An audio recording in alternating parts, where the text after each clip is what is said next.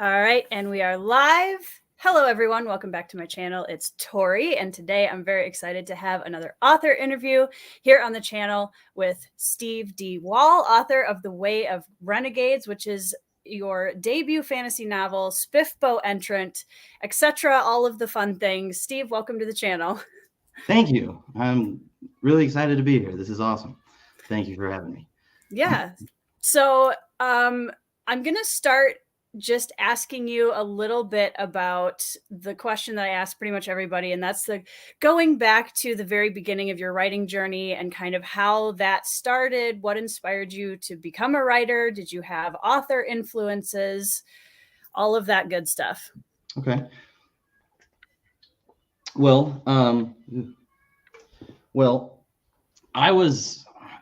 I look back now, I was writing at a really young age, except I wasn't writing it yet because, kids don't really write. They just play pretend and they create. Right. But I was just walking around. We lived out in the country, out in the woods. So I was just walking around out in the trees, finding very cool shaped sticks. Yep. For the arsenal of weapons, and creating kingdoms. And before my sisters kind of grew out of it, they're both older than me. We each had kind of like plots in the 50 acres, and Amanda's kingdom was over there, and Sarah's was over there, and mine was over there. And yeah, then as I grew up and became a teenager, I feel like I went through a pretty wild period of trying to be something else other than a nerd. And yep, so, I feel like all of us kind of go through a little bit of that. Yeah, I think so. And it took me a while to get back around into it, but yeah, I had never really stopped just coming up with these, what I thought were cool ideas. And the concept of fan fiction was always very interesting to me, even though I have never written any fan fiction myself. But I've always been the type to imagine things while I'm at the gym. I try to listen to music that doesn't have any words in it, just like epic scores from movie soundtracks and stuff like that. And you reimagine the movie that you just watched, or the page that you just read, and stuff like that. Maybe if it didn't go quite the way that I would have liked it to go, and you reimagine it and you kind of have fun with it. But eventually I started putting things onto paper just as a means of doing something cool for my friends. Yeah. So yeah, it's been a weird kind of journey of self-discovery into actually then doing the process of writing. Right. But as far as inspirations go, when I was a kid, I read the heck out of the Redwall series. Yes. Nice. Cool. Not everyone I say that to knows what it is, and I find that very sad. Right. But that was the first series that like really taught me how important it is to describe food. It's kind of a meme now. He maybe overdid it at times, but to a very young me, I was blown away and so hungry. So that was very cool. Harry Potter also, along with the rest of the world. And then as I got older, The Wheel of Time with Robert Jordan. And that, when I think about that, is when I think about world building at its finest. People can talk about Tolkien all they want, but he didn't put a lot of it on the page like Jordan did. And, kudos to him. I won't be able to do that for 14 books. That's beyond what I want to do, I think. But just the scope of that world and being able to tell a story within it, it was eye-opening. And now, I follow Sanderson like the rest of the world, and waiting on George R. R. Martin like the rest of the world, and I love myself some Joe Abercrombie. Yeah. I'm actually right in the middle of. I just started The Last Argument of Kings yesterday, so first time through. My wife is like 75% of the way done, 80% of the way done with that one right now. She wanted to listen to it because she wanted to find out who Stephen Pacey was. Sure, valid. Yeah. Yeah. So you mentioned before, like, later on after all of the storytelling in childhood and all of that, you kind of had to learn now writing it down. So do you find that for you, the storytelling aspect is easier than the writing it down part, or vice versa? Or did you kind of fall into that pretty easily? There's a part of me that wishes that I could orally present my story rather than write it down on a page and then give it to people, because there's a little bit more forgiveness in a just off of the top of your head. So here's what happens, and then you string it together, and people allow you to flub and stuff like that. But man, you know, some people, they see a typo on the page and they will burn you. And so like I just find the process of delivering the information in a compelling way to be a lot easier. So I've said for a long time, I consider myself more a world builder, less a storyteller, and even less a writer. Okay. Because it's just, they get less and less fun for me. And I accept that writing the story down is the best way for me to convey my stories to the world. And definitely, I also accept that the finished product is better than it would be otherwise. And it is worth it in the long run. But just part of me wishes I could do it the easier way.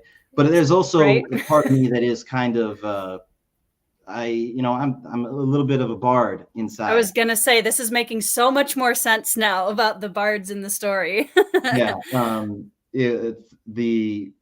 When I describe it to people, they say that know me, they say that very same thing. It's like, oh yeah, that makes sense. Yeah. I mean, I think there's not enough bards in fantasy anyways. So, I mean, nobody's complaining about it. Andrew, world builders unite. Bards. Andrew is very much that way too. Andrew Wizard was summoned by Wheel of Time. Okay, so for anybody in the comments, now that we've kind of got the chat going here, if anyone wants to check out Steve's website and buy the book, they are both down in the description box below. Those links are down there. So yeah, and feel free, if you have any questions, to throw them in the comments as we go along. So Way of Renegades is your debut novel. Congratulations. Thank you. And tell me about how the publishing process has been for you so far, and what led you to choose self-publishing. Well, the publishing process has been a giant lesson, kind of in the way that like falling downhill is a lesson in gravity. But I always say that like, so long as you're falling downhill, you're still moving forward. And ultimately, that has to be the goal. No matter if you go traditional publishing or self or whatever you do, you know, if it's a completely different industry, you know, you have to just keep moving forward and keep learning. And I am pretty obsessive and careful and particular. And so I queried agents, 4 of them. And then I quickly grew tired, and I was like, nah, this isn't for me. Because one of the reasons that I chose self-publishing is because I am a writer right now. I don't need to be traditionally published to know that and to live that. And so if I sit around and wait to be traditionally published, that's going to do something in my head. That's going to tell me that I'm not yet a writer. I think that it would affect the writing that I did in that time. And so I am going to, you know, I'm gonna live what I am and who I am. But as far as doing the process, you know, the other reason I feel like self-publishing was better for me is because I didn't move very fast. Like I said, I'm a very cautious person, very particular. And so I did like one step at a time, and going forward, that's not going to be a feasible way to go forward. But for my debut, I was fine with it, and I definitely sought out help each step of the way as I completed each and every step. And for me, because it was my very first time, it was my debut, I felt like it was important to just know as much as I Sure. can. And when I say know, I don't mean like, oh, you read an article and it says the best way to go about things is to do this. I mean, like, I'll pay somebody money who's done it 50 times before for them to tell me objectively that the best way to do it is this, this, and that. Right. And I'll feel so much more comfortable going forward with that. And so then I'll wait to accumulate enough money to pay the professional to then get the expertise, to feel comfortable, and then to go forward myself. And so it's traditional publishing, you know, it does take care of that, a lot of that for you, because it takes a lot of it off your plate, but it comes with the caveat that, you know, someone has to think that they can sell your book right now. Right. And apparently I'm hearing right now that traditional publishing isn't looking too much for epic fantasy, which seems crazy. And I'm only in the epic fantasy myself. Yep. So I was like, all right, fine. Then I'll just do my own thing, and I'll go self-publishing. But yeah, all the research that I've done, it's going to be basically about the same amount of work either way. Yeah. If you go traditional publishing as a debut novelist, you're going to be the number one marketer. You know, they're not going to give you a marketing budget, and you're going to have to do tons of work on social media still. And either route, you're kind of still betting on yourself when you're a debut novelist. So I thought that it made the most sense to pick the environment where I could control the most and reap the most benefits, because let's be real, all things equal, you will make more money on the self-publishing side. All things aren't always equal, but when they are, at times you see way more profits. Yeah. So for someone like going through the debut process here and learning all of the things and working with different professionals, is there something that you would turn around and now tell someone else who's maybe working on their debut novel? Like, what is something really important that you learned that you wish you would have known prior to releasing it?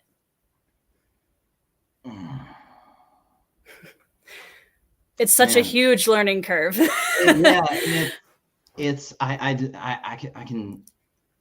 I cannot think of 100 small things. There's like 100 small things that I can't really think of right now. And I'm sure that tomorrow I could send you an itemized list. But I guess I would say to get into hashtag writing community as soon and as often as you can. Like as any single one piece of advice, because like I said, you're a debut novelist, you're betting on yourself no matter what route you're going on. And we're all doing that. And I've been really blown away by how supportive and amazing the writing community is. So it's just a bunch of people that want everyone else to succeed, because we all lift each other up together. And that's amazing. And so, you know, being on social media, being on Twitter is pretty antithetical to how I have run my life for the last like 15 years. But more than that, I am a writer and I want to sell my books. And so I am going to stumble downhill and fall forward and make a fool of myself on Twitter sometimes. You know, it's going to be a learning process, and I'm already more comfortable and it's already easier being in the social media sphere. And one of the biggest reasons is because of how amazing everyone is. You know, like I didn't do anything to set this up. You know, this is pure audience, because that's what you were. You read the book. And you invited me on here. And we also happen to be like competitors, but it's a very thing, with asterisks on it. So, I mean, we're not in the same judging group, so it's, you know, I guess for now it's fine. Later though, if we get in the top 10 together, it was funny, and we're definitely going to dip into SPFBO later, but it was funny because when all of the books were placed within the SPFBO panels, I looked at Fantasy Faction, which is the one that I'm in. I'm trying to remember which group you're in. Before we go. I looked in the Fantasy Faction. Oh, there's Phased. And then I was like, oh my gosh, like almost all of my friends are in the same blog as I am. How did that happen? And I have a few kind of, you know, around in the other groups, but So yeah, it's going to be it's been very interesting. But it's hard because yeah, like you said, you're competitors, but you're also like, good luck. Yeah, I So mean, I I've I think about it. My education is in exercise science. I've been very big okay. into fitness my entire life, and one of the main reasons that I like personal fitness is because you are in competition, but you're in competition with yourself. Yeah.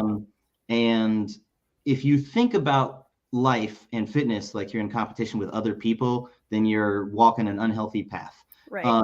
And if I am writing a book and then comparing my sales numbers to other people, it's the same thing.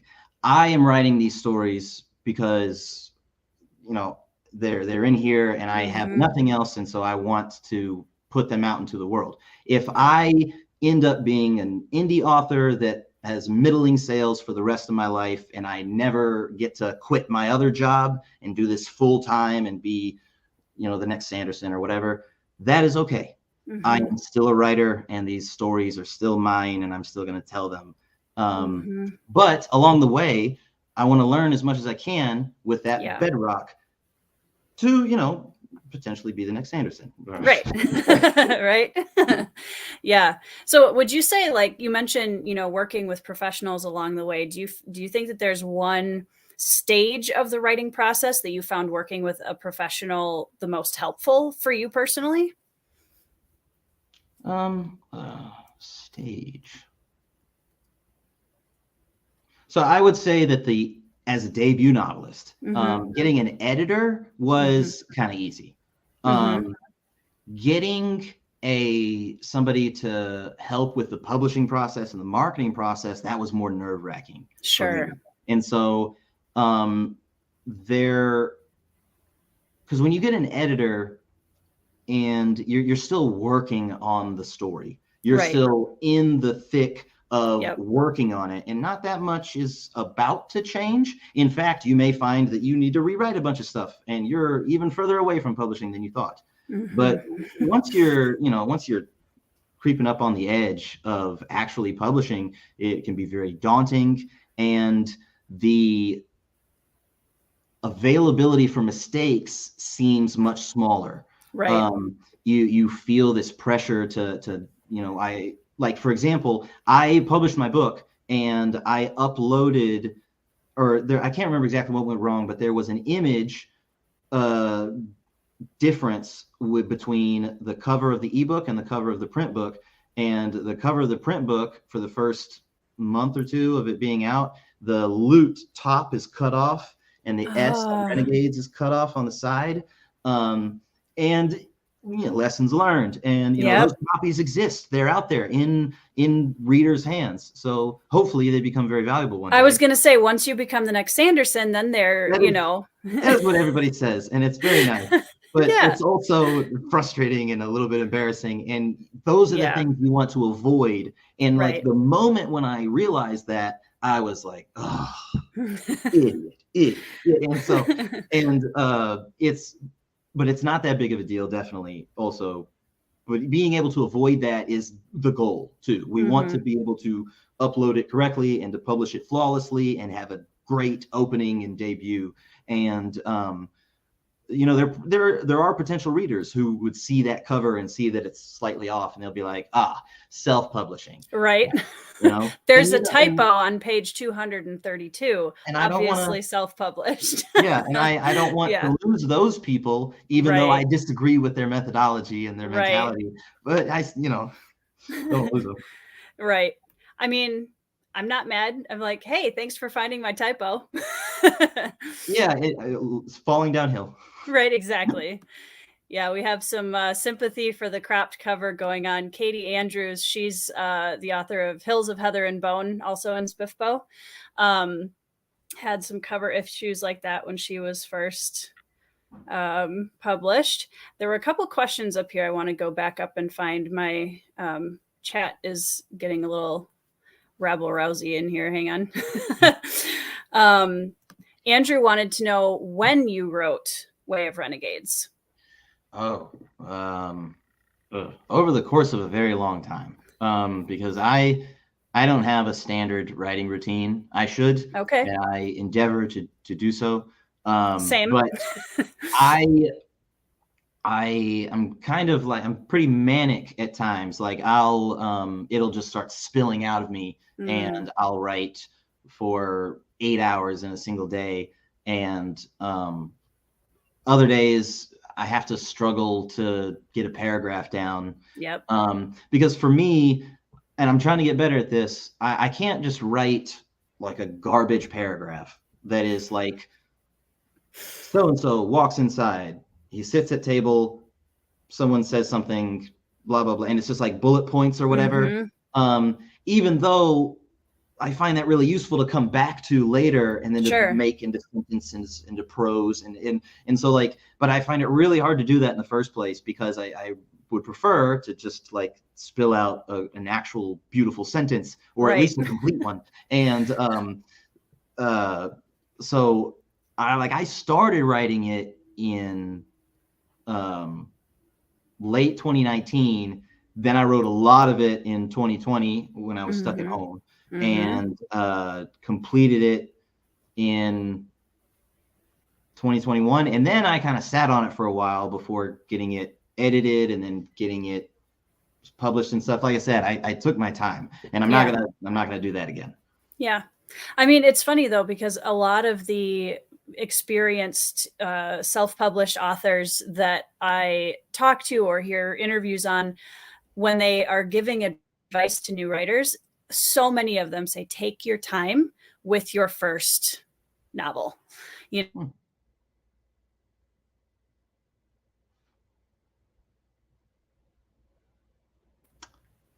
Oh, did I freeze? Yeah. Okay, hold on. Let me momentary pause. I'm going to grab my Ethernet cord just to be safe.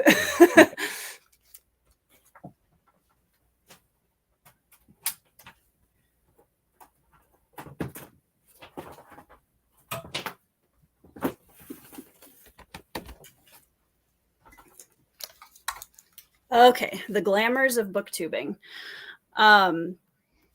Let's see.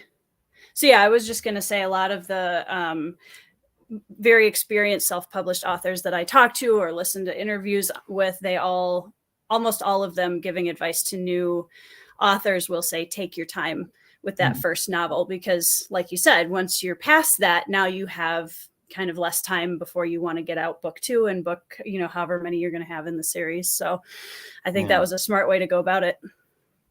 Yeah. And, once you start falling downhill, it's hard to stop. It's a snowball effect. Right. Yeah. Lisa needs to pick it. Yeah, absolutely. Lisa. It's very good. Andrew wants to know how you landed on such an awesome cover. So I've heard a couple of people describe it as like a symbol, or I can't remember the word that they use, but I envisioned like something like a crest.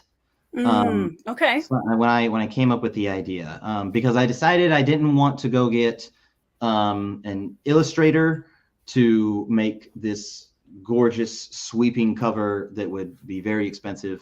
And so it is a more simple cover, and people have called it that too, and I don't take that as an offensive thing at all.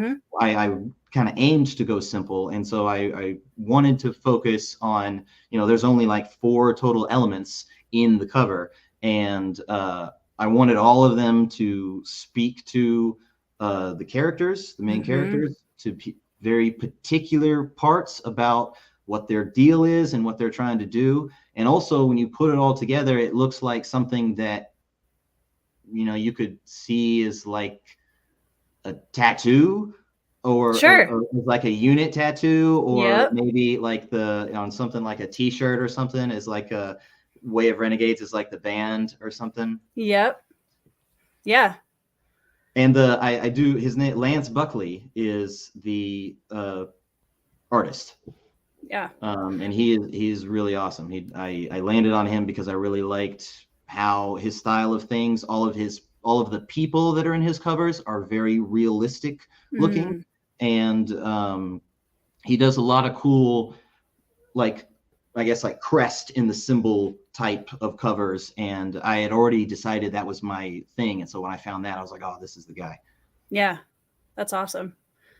I'm always amazed when artists can take something in our head and actually put it on paper and make it most of the time look even better than what was in our head.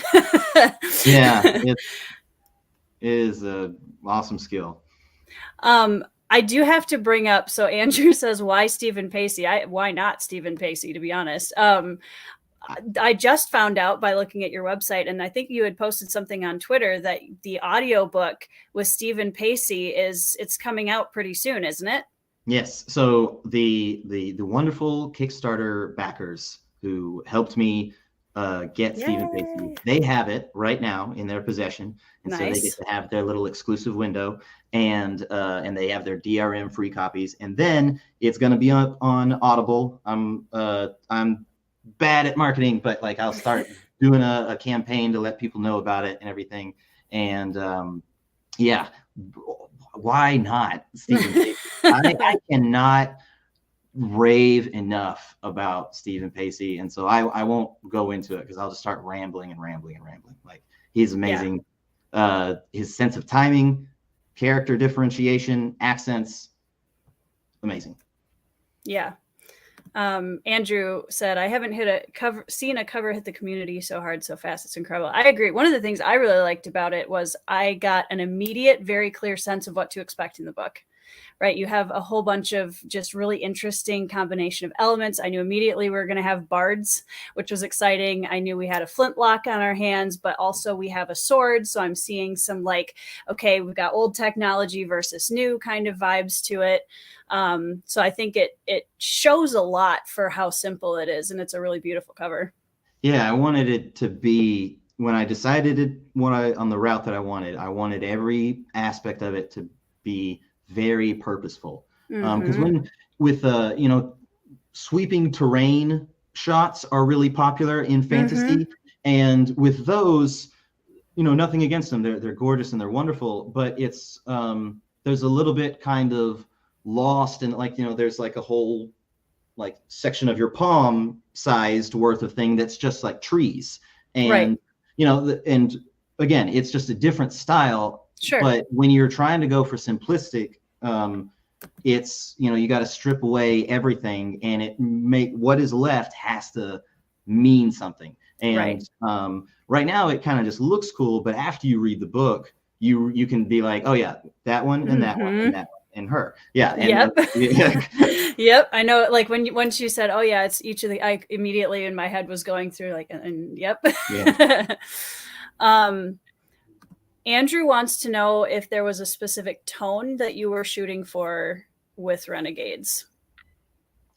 Man, I definitely feel a sense of anxiety because you guys are like booktubers and you're critics, It's just fine. But as far as, I in the sense that I was definitely thinking about tone while I was writing the book. As I wrote the book, I always kind of heard Stephen Pacey's voice in my head. Cool. Long before I even thought to reach out to him. I just love his narrating voice.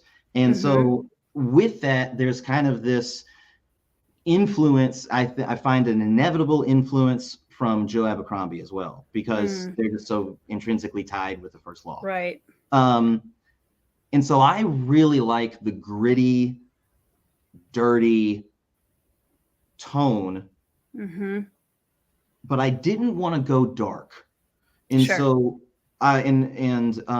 so I would say I'm still in the sense, still in a more kind of warming, heroic sort of tone to it, but one that emerges out of hardship and trauma. Yeah. Because a few of the characters, one in particular is she goes through a lot in the book, and I didn't want that to then, but sometimes when people hear that, they immediately start thinking of the grimdark things that can happen in a book. And so I wanted to try and balance it with a sort of not grimdark, but like grim bright. Mm-hmm. Yeah. It's like, isn't the opposite of grimdark is like hero bright or something like Noble that? bright. Yeah. Noble bright. Yes. And so, grim bright right there in the middle. Gray bright, maybe. I don't know. We'll find it. Just make up a new, you just have a new subgenre. Yeah. Yeah. I think that makes a lot of sense. And having read the book, I think that very much fits the tone that I was getting as I was reading it. Sure. But I also completely understand coming from, because I think as world builders or storytellers, you know, at least I'm like this when I'm writing the story, what I love gets, osmosis into the work. But at the same time, I'm not thinking as I'm writing, okay, I need to write this scene with this tone. Like I just write the story and then it ends up in whatever tone it ends up being in. Yeah, I agree. I think it's a little bit more of an eclectic collection of thoughts and ideas that then get formulated into a narrative and then get underlaid with tones. And so it really is hard just to even conceptualize, much less put into practice and then right. Yeah, I know some authors in the community that will write the book and throw it out, and the readers get their hands on it and start reading it, and then we'll tell the author, hey, this is grimdark, and the author's like, all right, I'm grimdark. Because sometimes when we're writing our own stories, right, we only have our own view of it, so sometimes it's hard because we're only coming from our personal experience of what might be grimdark to me might not be to somebody else, and all of that. And I'm a big believer in that when you publish your story, you are giving it to people in a sense. It's no longer just yours. I don't really get to decide if my book is grimdark or not. And I can disagree with people, sure, but if there are people saying, I think your book is grimdark, then there's things you're writing on the page that is conveying something of that nature to them. And so there's something that you're doing. Yeah, exactly.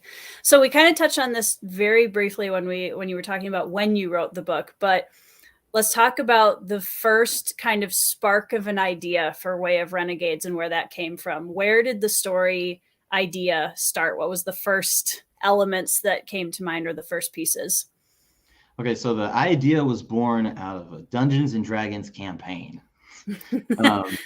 This is, I think I mentioned this earlier, that I started just writing things for my friends.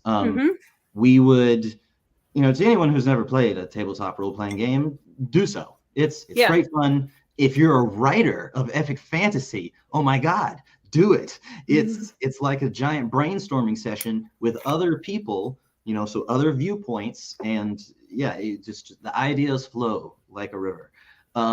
But so anytime we would do something particularly cool or intense or epic or whatever, I would then come back, or if it just so happens to fall into a really good narrative structure, which happens every once in a while, I would then turn around with, having to do very little work and then just write it on the page, email it out to my buddies, and, they would love it because we're all epic fantasy readers. Yeah. And they love it so much because it's them, or that's their character. They are already immediately invested, even though we're jumping right into the middle of this big, long narrative. And, I did this several times, and then I had a collection of chapters that was already kind of strung along in a narrative format. And so then I started tweaking things and stripping things and adding things and shoring up things and world building. And so the first concept ever of the story is Delioth, because that was my first character in Dungeons and Dragons. Nice. I played a bard, much to no one's surprise who knows me, and here we are now. And so, yeah, a lot of the characters' names that we read in the stories, they existed long before I, kind of became a writer, because like Ulrich Montaigne is not a name that I came up with. It was the character of one of my best friends. I did ask him if it was okay that I use the name, and he said yes. He thought it was ridiculous that I asked his permission. But so yeah, the first things were the characters, were because it was people's D&D characters, and then the new world, the continent, that was a setting that my DM had come up with, and so that was already there. The concept of kind of like the coalition being, there's in the story, there's there's colonizers on this new world continent, and there are natives, and that's all from the campaign, and just stripped away of anything that made it D&D and made it that story, and repurposed it into my own thing. Yeah. It was funny because when you mentioned that it had started, the first seed of the idea was kind of a D&D campaign, I said, I bet you anything Delioff was the was the character. So kind of going into your characters, because that's definitely my area of highest nerdism when it comes to storytelling. Of the POVs in your story, was there one that you enjoyed writing the most, and who was the biggest challenge? Well, I enjoyed Delioff the most. He is probably the funniest, and he encounters a lot of funny situations, and writing funny stuff is just good and it's fun. I would much prefer to write a witty dialogue back and forth than a traumatic scene of some kind. And he's also flawed, and I really enjoy writing flawed characters, and because I find the act of creating a character that is flawed, that's something that we strive to do as writers, that's realistically flawed, believably flawed, and that still then the reader will root for. Yep. That is really important. That's a big deal, and it's fun, and when done well, it's really entertaining. To really appreciate a character's flaws after you read the book, or when you read the book a second time and the character does something that's not exactly all that nice or whatever, and you kind of like smile inside because you're like, oh, I just love you so much, even though you're flawed. Like, that is the kind of the essence of making a good character, I think. And I enjoyed that process and felt like it was easiest probably with Delioff. On the opposite side of that is definitely going to be Gali was very challenging for me. Gali is the opposite, is like the furthest away from me. I am a middle-aged man who has never been part of a minority group, like very far removed from an oppressed native young woman. And to even further extent, Ari, she's even younger. I've never been a young girl like all alone in the forest. And so but when we write as epic fantasy writers and stuff like that, we want to write about these traumatic things. We want our characters to experience horrible trauma, as awful as it sounds, because it's so amazing and impactful when we see these stories of people overcoming that and rising up and doing great things. And so we want to tell these stories. But like Gali goes through quite a lot in the book, and putting a character, I find a really heavy responsibility in deciding to create a character and then put a character through something like that. Yeah. Because, Gali doesn't have to exist. She doesn't need to. I chose to write her. And so I also chose to write the things that she experiences.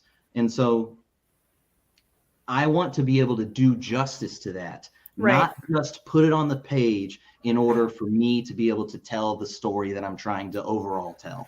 And so I put a lot of thought into that, and I wanted to make sure I did it right by her. I did it right by the readers. I did it right by anyone who might come from any sort of experience and have a predisposed thought towards the types of things that she goes through and experiences. And I'm also kind of an anxious person. I don't know if you can tell. So I thought about it a lot. And so I just wanted it.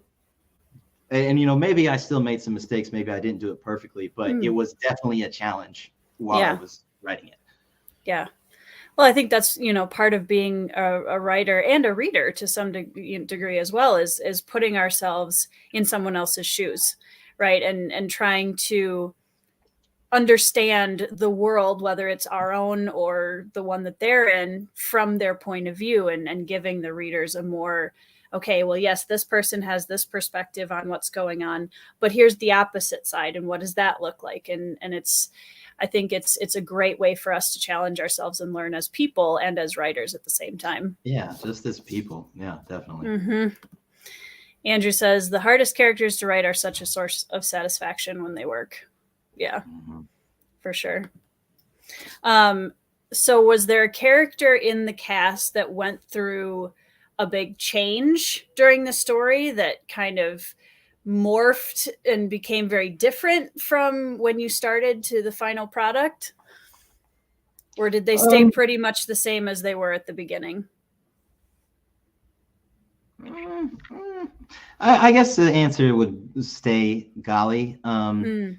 Just because there were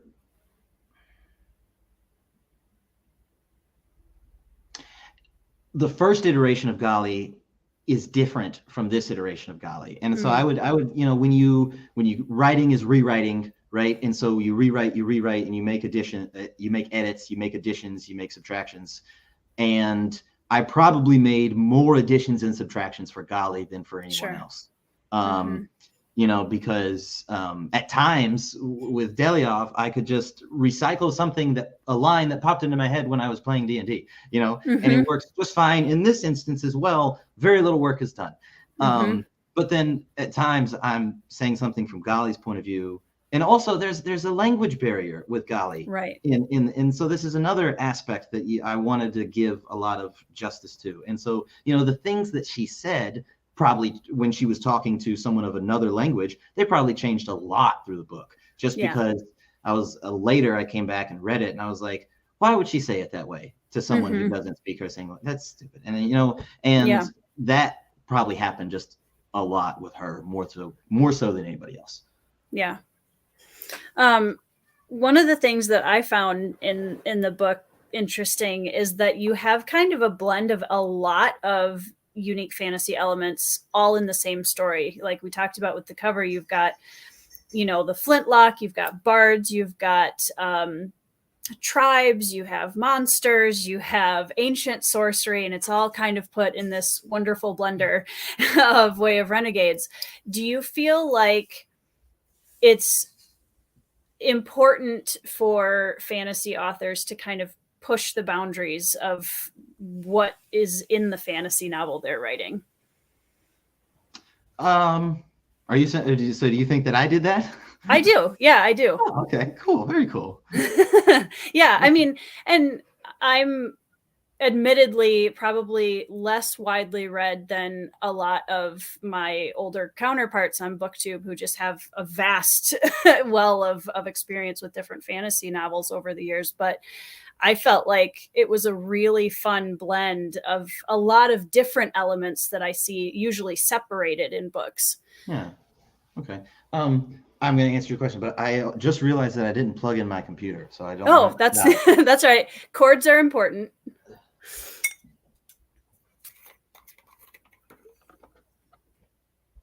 All right, there we go. We're good. Okay. So, yes, I do think it is important for authors to push boundaries. I dare say it is everything. Like we can, you can sit down and you can write a fantasy story, and it would hit all the points, and it would be called acceptable. Mm-hmm. And it would probably be very bland and generic, like it would be just some retelling of Lord of the Rings or something like that. There's George R. R. Martin is quoted one time as saying something about Tolkien, like it says at the end, and Aragorn ruled wisely for 100 years and was beloved and everything was great. But I want to know, what was Aragorn's tax plan, and what did he do when famine struck the land, and what did he do with the orcs? A lot of orcs left over. Was there rehabilitation going on, or was there genocide? Like, and obviously he kind of delved into those types of questions way more in Game of Thrones. Right. And we ate it up. We loved him for it. And now, you know, there was this huge turn into grimdark. And now it seems like we're kind of even turning away from grimdark. You know, into cozy fantasy, and there's this sort of, you know, twisting and turning nature to what is at least really prevalent and popular in our consumption. And you know, tastes change, and things don't make sense anymore. You know, like the first Lost series probably wouldn't have got published 40 years ago. They probably would have, you know, called him Disturbed or something. And you know, like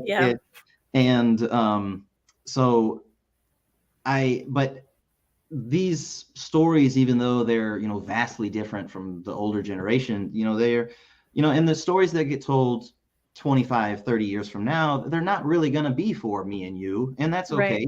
And those stories still need to be told, and they're still going to be great stories for the people that want them. But the only way they're going to exist is if they push past these set down boundaries of what works and what makes a fantasy and yada, yada, yada. You know, for Flintlock fantasy, it's kind of a smaller sub genre of fantasy in general. Yeah. And I have definitely found I was one of them when in my past I was like, I love my swords, I love my fantasy. You start putting gunpowder in the mix, I'm going to dial it back. I'm going to go find something that's set a few hundred years before that technology turn. And I was like this for a long time. Eventually broke through and read a couple of stories and realized how silly it was to have this arbitrary wall just like right there stopping you from moving into a different technological period, but dealing with all the same stuff. And so that was one thing about our D&D campaign that made it very cool and compelling, was that we had muskets in the campaign. And so it was a pretty different from what normally happens in D&D. And then as trying to combine, and you know, D&D is way more fantastical than what's in my book, you know. So we were playing a role-playing game trying to combine way more magic, way more fantasy with muskets. And we learned through the practice of playing and the mechanics of the game that the musket is better to use. It's more effective than a lot of spells, a lot of other weapons, yada, yada, yada. And there was some of our table that didn't like this at first, but the DM was like, you know, hey, I talked to you guys about this before the campaign started, and you know, this is like kind of exactly what happened in history, you know, right, guys?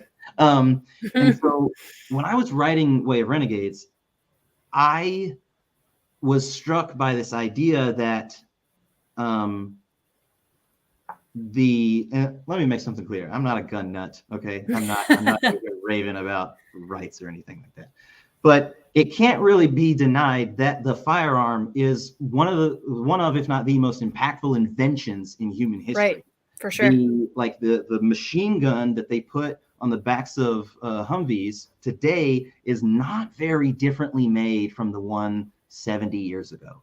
And that, you know, it can be awful. I definitely don't want that to get clouded. But the fact of its effectiveness, right, that I think is what stops people from wanting to combine their fantasy with muskets, because they're like, well, yeah, the wizard who has to do this weird summoning thing to shoot a fireball that then travels relatively a lot slower than a bullet does, he would lose to the musket wielding person, and that's boring. That's not as fun or fantasy or cool. Right. And so trying to meld the two, I thought was going to be a really, really fun challenge. And trying to take, stories are a lot better when they're based in realism, and talking about the realism of how efficient and impactful a gun is, trying to meld that with fantasy and make certain things work, like the throwing of the fireball or riding a dragon or doing things that you would think would just get kind of dismissed because they have guns.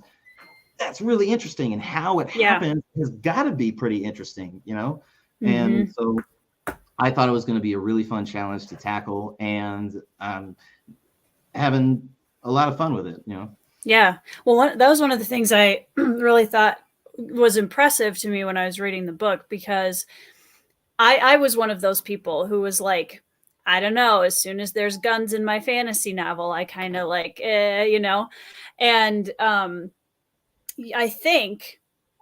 pretty sure yours is the first Flintlock fantasy I've ever read.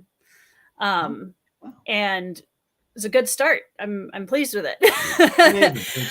But one of the things that I thought was really cool about it, and that was impressive, was the fact that, you managed to create this tension between this kind of ancient sorcery opposite the technology and the muskets and the new rifles that are being made, and getting to the end of the first book, I was like, I can't wait to see where this goes, because I don't know that they're going to win even with that. And I think that kind of tension is something that I didn't think I was going to get in a Flint. I was like, well, of course, if there's magic and there's the guns are, going to win, but I don't have that feeling at the end of Way of Renegades. I'm like, I don't know, Ulrich. I don't know if you can pull this off. And I think that was exciting for me to read, and kind of open the door for me to be like, you know what, I can see where this could work really well, blending these two. Well, I tell you what, that was so exciting to hear you say all that. So I'm thrilled. Well, you've definitely been my gateway into Flintlock fantasy now. I'm definitely excited to read more. Allow me to, tarnish my image a little bit by pointing you towards Brian McClellan. Have him on my shelf. He will do even better, probably. And there's definitely influences from Brian McClellan in my writing, and in some of my character building as well. But he was my introduction to powder fantasy or Flintlock fantasy, and then Django Wexler, and it's that thing that stopped you. Once you get over it, you're like, oh well, now I'm excited actually, because like I want to see how they get over this thing that stopped me time and time again from reading it. So yeah, exactly. I've had McClellan's book on my shelf for quite a while, and I think now it's always been of interest to me. I've always been interested in reading it, but I think now that I've kind of cracked open the door to Flintlock a little bit more, I'm even more curious to see, okay, well, how do other people manage this, and what kind of, I really love his audiobooks too. They're narrated by Christian Rodska, and his voice is great. Awesome. Going from the Flintlock to the magic system now, I do want to talk about that a little bit. And I'm assuming some of this came from the D&D play, but how was the magic system designed, and especially Delioff's magic and the bard magic, the music magic that you have in the story, I just think is really fascinating. Well, so I mean, not too much came from D&D. Okay. Because like there's just there's so much magic in D&D. You can Yeah. do so many. They have all the different types and classifications in schools Right. of and they break it down in as much as a science as they can, because it's a game and there's supposed to be mechanical things that you can do. So I had to strip away the vast take it majority back. of it. But I definitely wanted magic, and I knew that I wanted some sort of magic that dealt with my character, Delioth, being the bard. And so I guess that would be where I started. But then in designing a system around it,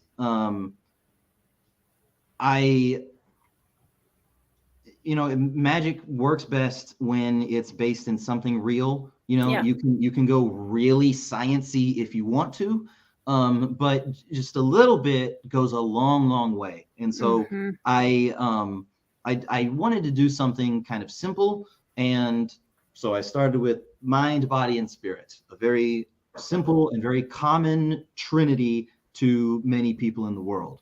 And there are, this isn't a spoiler at all. There are 3 magics, or 3 types of sorcery in my book. There is elemental sorcery, where you can, the conjuring of fire and the molding of earth, and this would equal with spirit. Physical sorcery, where you can make yourself stronger. This is like the body. And then enchantment sorcery of the mind. This is the ability to persuade and influence. And so that is neat, mind, body, and spirit, but it doesn't really do a lot of work. It doesn't really build anything for you. And so when I actually started to build out what I wanted to do, so in designing a magic system, I'll start it with this way. I was like, because I'm pretty scientific myself. I'm very objectively based, and I try to do that. I didn't want to create a super objectively like hard line magic system. I may want to do that later, but I was like, in this first book, I don't want to, because I also didn't want to get something wrong in the rules and then corner myself and get blamed for it. So I was like, simplicity. But when designing a magic system, you have to start with the events that you want to happen in your story. So epic fight up in the sky, then you have to have flight. Your magic has to enable flight in some way. So now you have like what you need to happen. Then you add limitations, because as Sanderson famously posited, limitations are more interesting than abilities. Like you can only fly in the daylight. Something like that. It doesn't matter. You're building up your magic system, right? Then determine why the limitation exists, because if you don't, then you're going to fall into this thing that people who don't like fantasy say, where it's just like, oh, it's just magic and magic can do anything or whatever. If you're designing a system around it, then you need to be able to have explanations. So why does the limitation exist? So what? The sun, right? So because in this world, the sun is magical and it gives us magic flying powers. That's a good explanation. That's good enough. And then determine how can the character get around the limitations. So can they store sunlight to use it for flight during the night? If they can't, why? If they can, how? And then you repeat that, how and why. It's like a repetition process, how and why, how and why.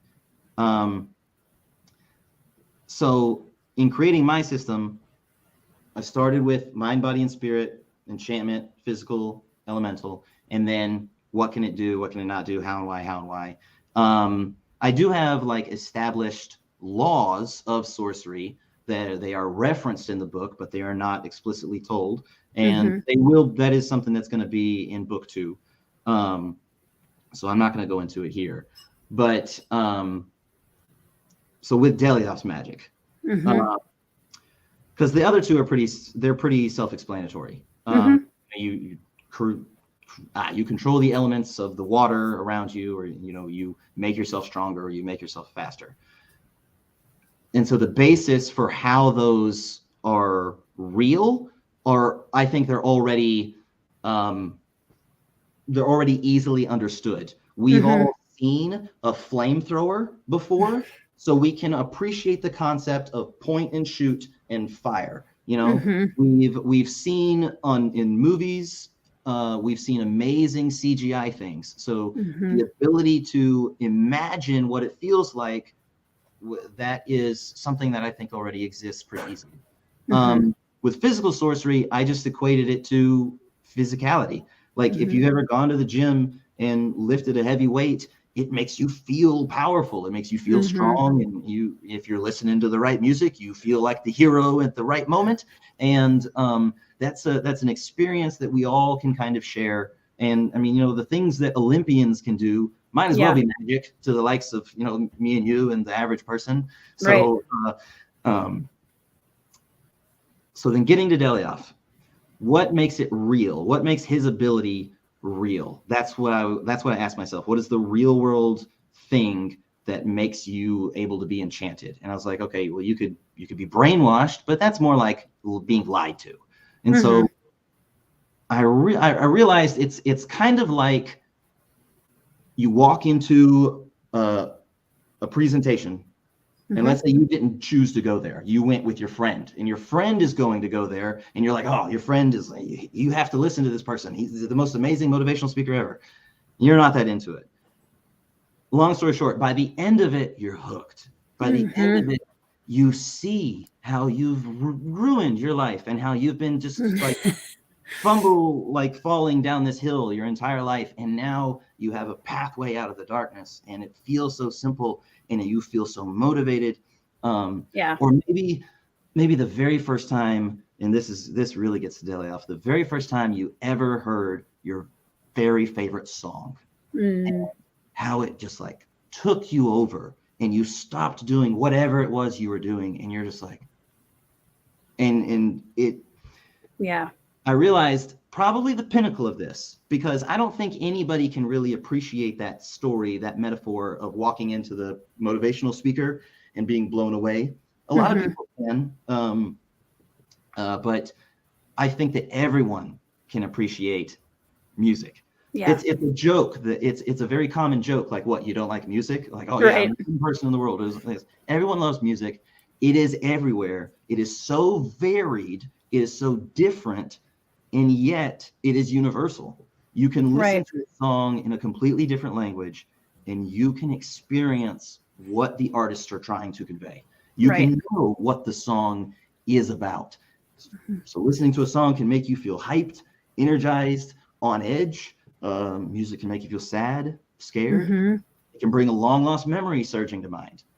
And then that can make you feel powerful emotions. It has been proven with science that listening to music can produce the same brain waves as an orgasm. It has been proven that if you listen to music while you work out, you can produce more strength. Like that one alone. Hearing sound waves literally makes you physically stronger. Like that's magic. Like literally. And so I was like, I want to put that concept in a book, and I want to dial it up just a little bit more. No, we're not superhumanly strong, but what if we were? What if they could make us that way? And here we are. That's where it comes from. Well, I think honestly, I really appreciated that side of it, because as soon as I was like, okay, Delioth's got magic, cool. And then, no spoilers, but there's scenes, and especially one particular scene in the book that I was just blown away by how that kind of musical magic was captured. And totally. I mean, like you said, magic, I actually get really excited when I see people using something musical in fantasy as magic, because I think it's such an underutilized like power thing that we can all associate with, and we can all appreciate, like you said, because we're all, I mean, who doesn't like music? I firmly believe that music is probably the greatest creation in human history because of all the things that I said. Its universality, its ability to make you feel, and so on and so forth. Yeah, absolutely. So shifting out of world building and characters and all that kind of stuff, I want to touch very briefly on SPFBO 9. So this year you are an entrant in the self-published fantasy blog Off, which I've said enough times on my channel now that I can say it in the right order. So this is obviously your first time in it. Tell me about what the experience been like so far, and how you feel about being in the competition in general. So I learned about SPFBO a couple of years ago because I was looking for more fantasy to read, and I had the thought, I had not yet forayed into indie publishing, and so I had the thought, I was like, hey, there's I know that there's like thousands of self-published books out there. Maybe there's some good ones. And so I started researching, trying to find some, and I inevitably landed on the SPFBO page because its existence is to provide reader faith in their choices, like it says on the front page. And so I read a few of the past winners, and I liked them definitely, and I was just blown away by the fact that Mark Lawrence decided to do this. Just more evidence to the fact that the writing community is incredible. Yes, 100%. And so I was like, and it says on there, it says on the front page that it's like the real prize is the publicity. So I was sold from that because it's free to enter. I was like, hell yeah, I'm gonna do it. I'm gonna do it. And man, let me tell you, I was so happy for my anxiety this year because I was like, you know what? I'm not messing around with anything. I'm not gonna worry 1 cent, 1 minute. As soon as 8 o'clock rolls around, I'm gonna upload it. And even though I probably will be fine because last year it happened in 9 hours, and we all know what happened. Yep. So I was very happy that I was on the ball there. For sure. And it just shows that it's the right choice to put myself in this position and to interact with all of you people, because it's been incredible. Like I said in the beginning, like get into the writing community and get on writing community as soon and as often as you can. And like I said also earlier in this thing, like I didn't set this up, you did. So like I'm literally I tell people a lot that my goal in life, period, is even should I die, even should I like go to sleep tonight and not wake up, I will have had everything that I ever wanted. That's the goal. Does that mean that I'm going to have everything and then like live on a beach as a billionaire? No, I accept that that's not going to happen. But so long as I am moving forward, even if it's falling downhill, so long as I'm moving forward and chasing the dreams that I want, like I said earlier, I know now that I am a writer. I am a writer. I'm going to live that. I'm going to tell my stories. So I'm doing that. And with SPFBO and with like interacting with you, and I see people, I like it's weird. I have like author friends now that I see on Twitter. I've never actually interacted with in person or anything. And but I see them all the time, and I like have this investment now in their posts and in the things that they're talking about. And I'm like, yes, I'll randomly spend $7 because you wrote a book, like, I'm here for it. And it's been really amazing that all these other people are here for it too. And so right now it is just so unbelievably incredible, and I'm living my dream. And it's really just it's a huge part of it is thanks to SPFBO, because we probably wouldn't be talking right now if it wasn't for SPFBO. And so just meeting people and learning has been incredible. Yeah, that's awesome. And so I owe you a very sincere thank you too. Oh, it's funny because when I first started, I kind of took a break off of YouTube after a while and then came back and started back up again last June, July.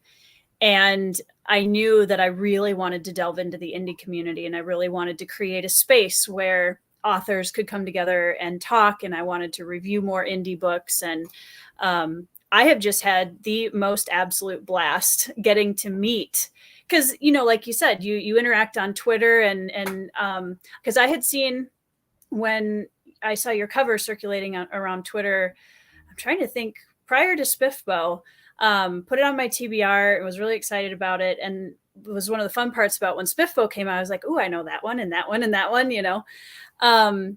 And like, I've just had an absolute blast getting to actually meet and talk to a lot of the authors that I see on Twitter and I follow on my channel, because it offers us a chance to kind of meet without having to go to a fantasy con or a, you know, which is great. When I think about like being a writer, the business of living as a writer, you know, we all want to make it. I think most of us. Yeah. And,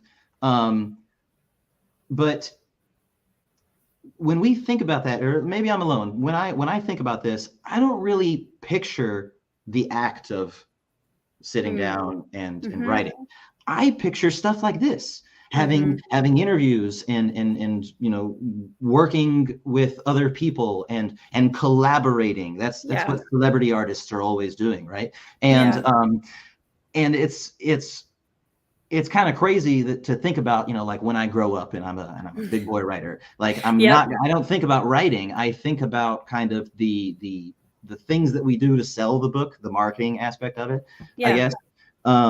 And you know, that's really scary to a lot of people, because I feel like we're all coming from the place of our youth where, you know, our nerddom wasn't exactly celebrated when we were younger. And it wasn't therefore easy to just engage with any person, much less a stranger, on said nerddom. And and nowadays you're like, oh, it's gonna be weird, it's gonna be anxious, they're gonna make fun of me. But I mean, I love to talk about magic systems, you know, and so the fact that we're sitting here talking about magic systems, and this is an aspect of my career as a writer, like, that's incredible, and that's really fun, and it makes me want to continue to write, even though, like I said, it's like one of the last things I consider myself. You know, it still leads to this, and so it's worth it. Yeah, no, and you're definitely not alone in that, because I feel like the actual typing the book is definitely the hardest part for me, because I come up with all the ideas, and then it's almost like you've already written it in your head, so now you feel like you're sort of dictating it. Not you've already kind of built it and you've told yourself the story, and now you're trying to put it down in a different medium. And so I feel like, okay, now I got to write it again, but I have to make it make sense to somebody else.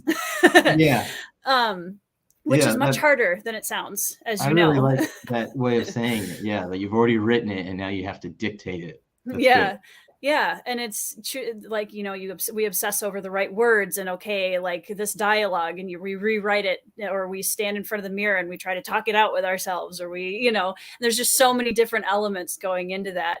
But yeah, totally with you on the idea that writing to me is such a singular part of the whole of being an author or a writer, because I think writers are naturally collaborative storytellers, and that's part of the fun of it, you know, telling the story to someone else and seeing their reaction.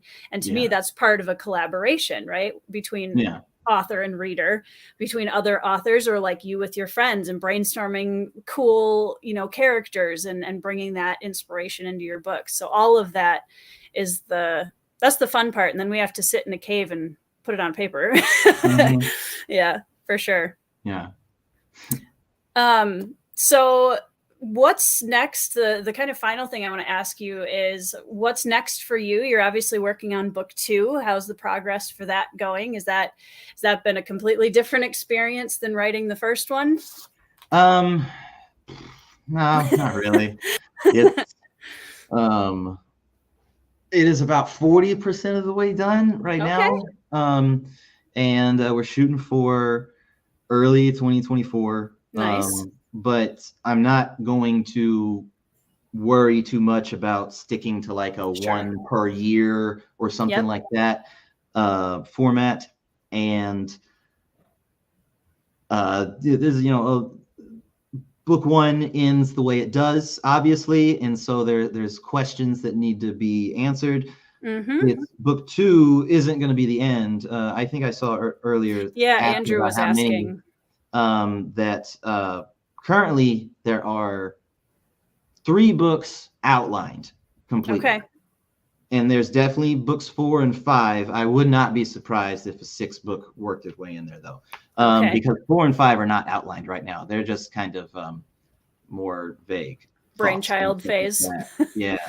And so definitely going to be 3 books that has a kind of complete and completed arc within the new world. And then from book 4, we're going to go back to the old world.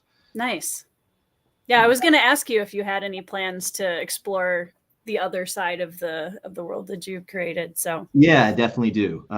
There's character histories that are referenced and stuff throughout, and there will have issues that get resolved, definitely.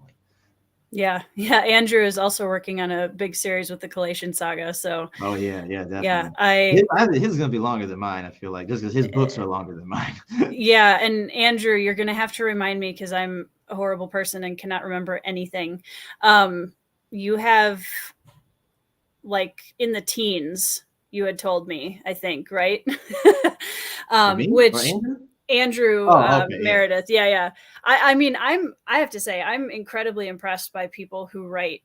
Like, I'm working on a trilogy currently, the first book in a trilogy, and that feels just like massive to me. So people that write, 5, 6, 10, 14, 16 book series, just, I'm very impressed by that. Yeah. So I wish you absolutely all the luck with it. Thank you. It's there's definitely not going to be any more than that. I would say, and I see all the time. I think it's a popular, what to call it, like a popular sort of, I don't even know, but we writers, we like to be writing the story that we're in. It's attached to the shiny new idea. It's like when you're versus the work in progress thing, but it's specifically this novella I'm going to write for this grand epic arc of a story that I'm already in the middle of. That's exploring her backstory is going to be really, really cool. I'm going to put that over here and I'm going to get to it later. I think for me that the idea of writing that novella is absurd. Like, I'm never going to get to it. I'm never going to get to it because it's going to take everything in me just to write this series, the main books. And then once I am really looking forward to the day, and part of me is, at least, when I can then move on, because I already have none of my series are interconnected or anything, but I have 4 different ideas planned. And with the stuff that I have, it's probably going to be like the next 20 something years of my life. Yeah. And so, I have most of my writing career, it seems like, planned out. And yeah, maybe I'll change my mind. Who knows? Like I said, my writing comes in kind of eclectic waves. And sometimes it's like I'm supposed to be writing Delioff today, but instead all information has come through. So just never mind, ride the wave, how it comes. That's the biggest pieces of advice to writers too. And then just write what is flowing out of you and get back to it whenever you can. So, but the idea that, like, I can write a novella, or especially if the novella interrupts what I'm currently doing, like that seems crazy to me. So kudos to anybody who does that. Yeah. Well, and I think too, and I know, like, Andrew, who, a lot of books, 19. Okay, at least it was plus more. I think too, like, you see this happen in a lot of series, though, like Realm of the Elderlings and Joe Abercrombie. It's in the same world, but there's offshoots, and there's a trilogy here, and there's a trilogy there, and there's a So I think that can be a good way to kind of break up how, like you said, you've got the trilogy where they're in the new world, and then you're going to move out and have kind of a separate. It's still connected, but you've got now we're going to the old world. However, it's not going to be something like years and years in between. Sure. And so there won't be any more than 6 books. And so, and the 6 books will be more or less a entire, well, no, not more or less. They will be an entire story as one, because there are things that they're dealing with right now in book one that won't be fully resolved until they get to the old world and stuff like that. Yeah.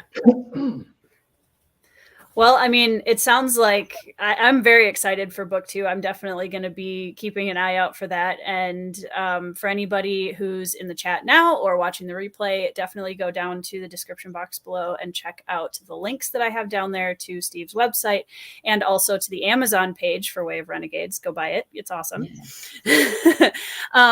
Steve, thank you so much for spending your time on my channel this evening and sharing about your writing process and your book. This has been a great conversation. I really appreciate it. Yeah, I enjoyed it. I am very thrilled to have been here. I'll come back anytime.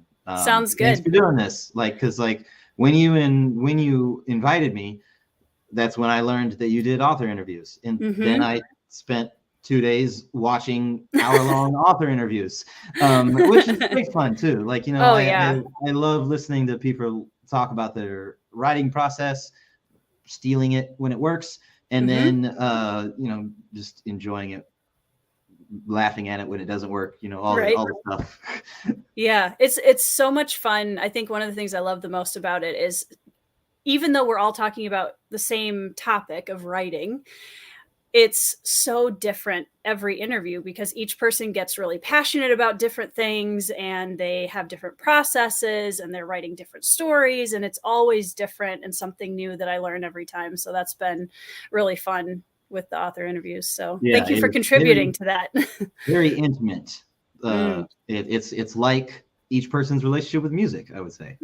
Very much so. Well, I mean, writing is I'm trying to remember which author interview this was on, but we talked about how vulnerable writing is. And, we're taking something that's such a, like you said, vulnerable and intimate part of ourselves, and we're putting it out in the public eye, and we're saying, okay, critique it. Yeah, that's terrifying. We're saying we want to know what's wrong with it. Right. And they will tell us. When somebody just raves and raves and raves about it, but after a while we get tired and we're like, yeah, it was good. Right. Yeah, I know. It was great. But the most clicked on YouTube videos are usually the negative ones, the ones that are, and that's not always bad either. Brandon Sanderson's podcast right now that he does with Dan Wells, they had a discussion recently where they talked about how talking about why a story didn't work is interesting, it's fun, and it's educational. And it's not something, and how you go about doing it can be, cruel or mean or something. And you don't want to do that, but we do want to have analytical discussions. Like, analytical discussions are fun, and they're usually a little bit more fun discussing why it didn't work rather than why it did. And, it can rub people the wrong way, which is why you need to just be careful about it. But we still need to do it. I want to keep doing it. So yeah, this last week I put out a video about, is it important to be honest when reviewing indie books specifically, but just fantasy books in general. And that was I really try to encourage reviewers to be honest, but it's like you said, it's how you present the information, because as an author myself, I have no issue if somebody comes along and is like, this book really isn't for me. That's fine, because everybody has their own subjective experience with reading, and what books work and don't work is so different for everybody. But I'm like, it helps me as an author to just kind of get a read on what the larger audience thinks, and when it doesn't work for somebody, how come? Like, what's tripping them up about it, and considering that, Definitely. So definitely. Yeah, for sure. Awesome, Deanna. I hope you have a great time with it. Yeah, me too. Thanks. So yeah, well, that's all the questions that I had. Thank you again so much for joining me. And I wish you the absolute best of luck in SPFBO and with further sales with the book and becoming the next brand. So when you become the next Brandon Sanderson, I expect another interview on my channel. Like I said, like this is kind of the sort of the thing that you imagine doing when you made it. And I haven't made it, but we're doing it, and that's awesome. So we're off to a pretty great start. I'll keep doing it again and again. I talking to people about your book makes it easier to write your book. Absolutely. So yeah, I want to do it. All right. Well, thank you everyone in the chat for joining us, and we will see you in the next video. Bye, guys.